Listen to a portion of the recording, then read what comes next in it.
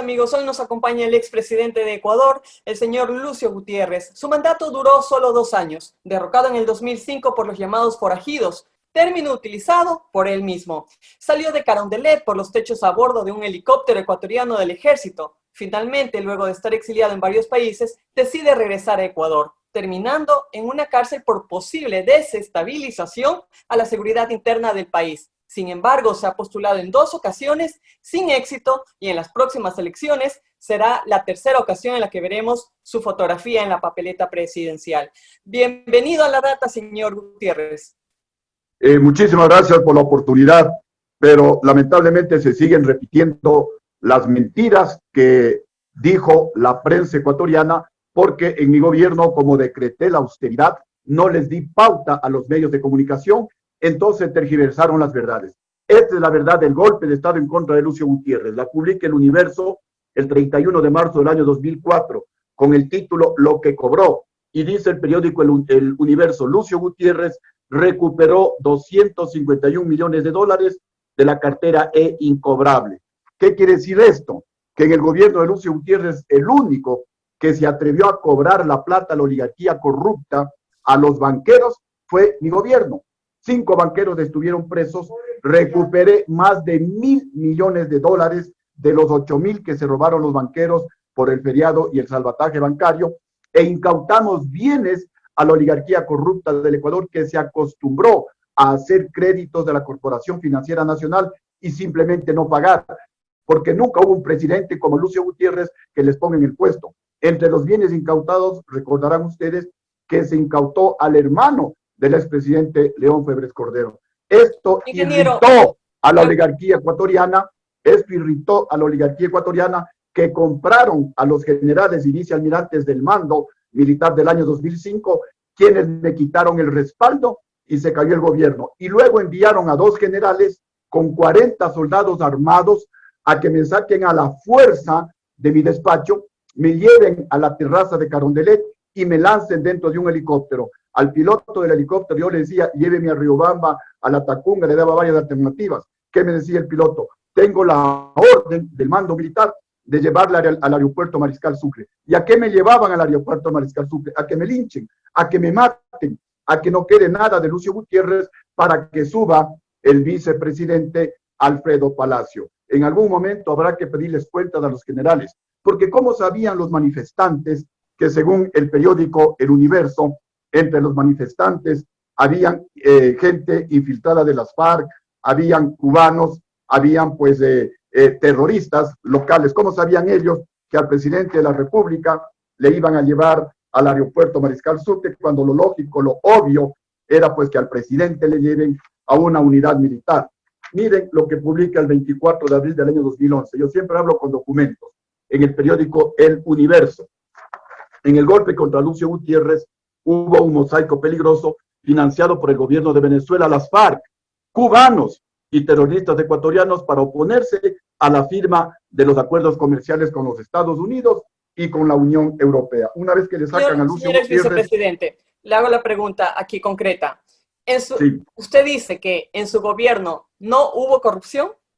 No hubo corrupción, porque hay que mencionar con nombre y apellido. Mencióneme un nombre, un dato de corrupción en el gobierno de Lucio Gutiérrez, y en este momento públicamente retiro mi candidatura. Pero por favor, hablemos la verdad.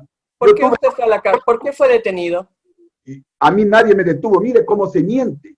A mí nadie me detuvo. Soy el único presidente que voluntariamente renuncié a 3 asilos políticos y vine al penal García Moreno, no a la cárcel 4. ¿Por qué tuvieron que llevarlo al penal García Moreno?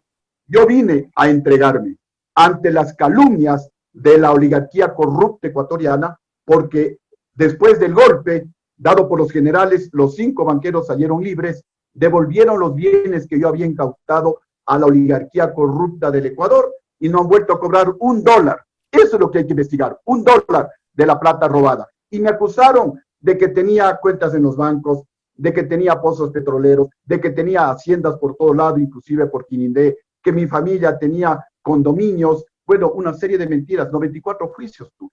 Y vine al penal García Moreno a demostrar mi inocencia, como tiene que hacer un presidente digno, un presidente de honor, un presidente honrado, pero en la práctica, no con las palabras, como por ejemplo dice Rafael Correa, que se declara perseguido cuando hay evidencias clarísimas de la corrupción de su gobierno. El mío es el único que no tiene un ministro preso, y algo más, mi gobierno es el mejor en cifras de toda la historia del Ecuador. No hay gobierno en el que haya crecido más la economía, se haya reducido más la pobreza, haya habido más inversión extranjera, se haya generado más empleo, más de 250,000 empleos por año, que en el gobierno de Lucio Gutiérrez.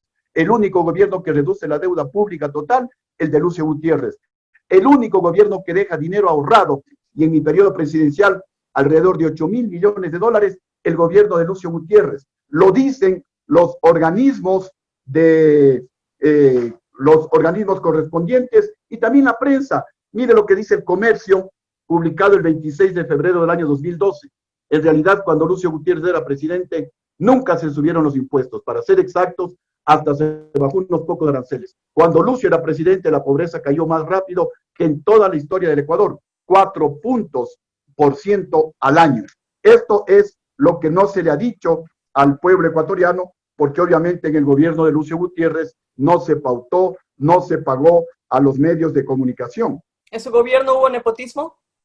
En el gobierno no hubo nepotismo, porque el nepotismo es sancionado. Lo que sí cometí el error de los 12 hermanos, 6 de sangre y 6 hermanos políticos, 3 estuvieron en cargos públicos. Un cuñado, menos de 2 meses, una hermana, menos de 2 meses como secretaria en el Banco del Estado, y solamente una hermana estuvo cerca de 2 meses como parte del consulado del Ecuador en la Argentina. ¿Cómo usted, si fuese candidato, si fuese presidente de Ecuador, cómo rescataría a Ecuador teniendo ya una crisis económica a la medida que tiene ya nuestro país?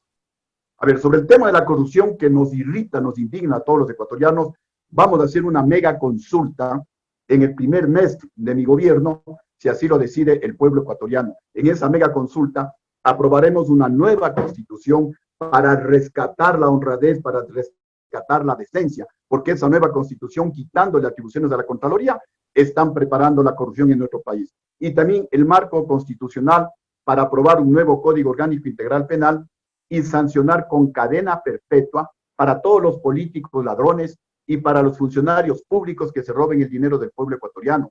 Aprobar que en el plazo de 3 meses los políticos ladrones tendrán que devolver la plata robada, y si no devuelven, para evitar el testaferrismo, todo su entorno familiar preso hasta que devuelvan la plata. Devuelven la plata, el entorno familiar sale libre y se queda únicamente el ladrón de los fondos públicos. Pero también cadena perpetua para los jueces y fiscales corruptos que cobran por las sentencias. La gente pobre que no tiene plata están presos injustamente. Y también cadena perpetua para los integrantes del Consejo Electoral que a través del fraude electoral le hacen ganar a un candidato por el que el pueblo no votó, y ahí comienza la corrupción. En el año 2009 debía haber ganado Lucio Gutiérrez, pero con el centro de cómputo clandestino que se descubrió en Guayaquil, en las instalaciones de Santa Isabel, le hicieron ganar a Rafael Correa en la primera vuelta. Y miren el desastre económico y ético que significó para el Ecuador. Igualmente, cadena perpetua para los sicarios, para los violadores de niños y de niñas, para los crímenes de femicidio y también para los crímenes de pornografía infantil. Y los condenados a cadena perpetua comerán con el sudor de su frente. Segundo, vamos a aprobar asimismo en consulta popular una ley de justificación e incautación de bienes. Investigaremos por lo menos desde el año 2000, pasando también por la época de mi gobierno, 2003-2005, hasta el año 2021, para que todos los políticos que no pueden justificar sus inmensas fortunas sean incautadas. Y 3, el compromiso, así como sucedió en mi primer gobierno, de recuperar la plata robada. En el tema económico, un presidente lo que tiene que hacer es mirar el entorno internacional. Y por eso que yo tanto insisto en la experiencia. Y yo tomo como modelos a 2 países pequeños que fueron más pobres que el Ecuador, Panamá y Singapur. Hace 30 años se convirtieron en centros financieros internacionales y hoy son de las economías que crecen en el mundo a pesar de la crisis. Entonces, le convertiremos al Ecuador, si yo llego a ser presidente, en un centro financiero internacional para que vengan los bancos más grandes del mundo al Ecuador y a través de la competencia hagan bajar las tasas de interés a niveles internacionales del 3% de interés en el sector privado. Entonces habrá dinero barato para invertir y generar empleo en agricultura, en la agroindustria que tiene que ser desarrollada, pesca, turismo, en el sector artesanal. Y también en la banca pública tendremos dos tipos de créditos. Los créditos que actualmente daban Ecuador al 11 y al 12%, los bajaremos también al 3% de interés anual. Y habrá otra sección para pagar la deuda social, en donde daremos créditos al 0% de interés, con 2 años de gracia. Se elimina la central de riesgo o buró de crédito y el único requisito para acceder a ese crédito será presentar el proyecto productivo que lo hará el propio gobierno con sus técnicos. Y en el presupuesto destinaremos por lo menos $1.000 millones dentro del presupuesto general del Estado para alimentar estos créditos al 0% de interés que irán directamente a la vena, al pueblo, a la calle, al mercado, no a los bancos para enriquecer a los banqueros. Irán al pueblo, al vendedor ambulante, al pequeño comerciante, a la mujer trabajadora, a la madre soltera, a las personas con discapacidad, a los ecuatorianos que de más de 40 años nadie les quiere dar trabajo, pero también a los jóvenes graduados de las universidades de clase media hacia abajo, como sus papitos no tienen fábricas, no tienen en dónde trabajar. A todos ellos estos créditos al 0% de interés para desde la microeconomía fortalecer la economía ecuatoriana para que la economía vuelva a crecer como creció en mi gobierno al 8 al 9%.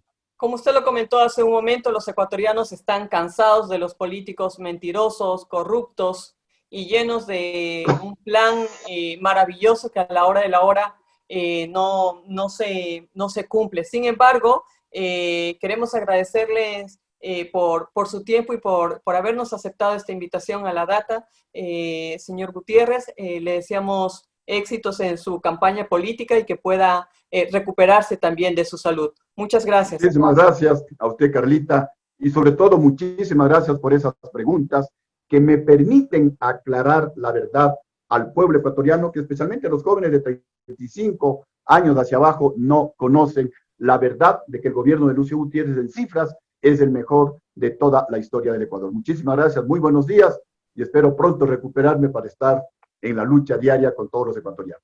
Mil gracias a ustedes. Gracias por habernos seguido a través de nuestras plataformas digitales @ladata_s. Un abrazo, hasta la próxima.